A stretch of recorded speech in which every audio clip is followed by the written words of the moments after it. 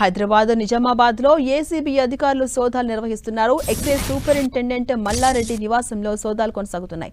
ఆదాయానికి నుంచి అక్రమాస్తులు సంపాదించినట్టు మల్లారెడ్డిపై ఆరోపణలున్నాయి. దీంతో ఏసీబీ రంగంలోకి దిగింది. మల్లారెడ్డి నివాసంతో పాటు ఆయన బంధువులు, సన్నిహితుల ఇళ్లలో సోదాలు నిర్వహిస్తున్నారు. ఏసీబీ అధికారులు మొత్తం 10 చోట్ల తెల్లవారుజాము నుంచి ఏసీబీ సోదాలు కొనసాగుతున్నాయి.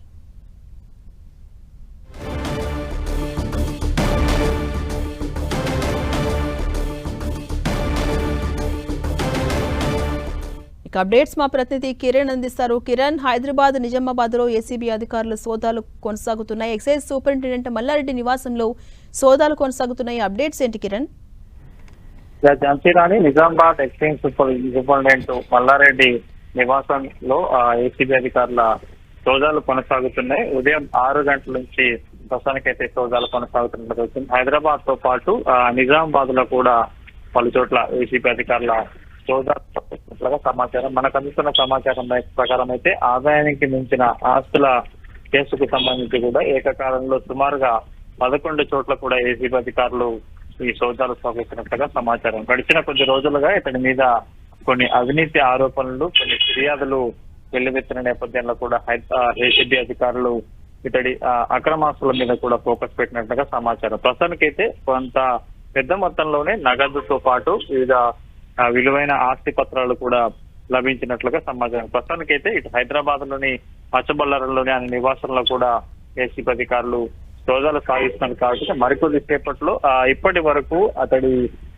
ఏసీబీ రైడ్స్ సంబంధించి కూడా కొంత క్లారిటీ వచ్చే అవకాశం కనిపిస్తుంది.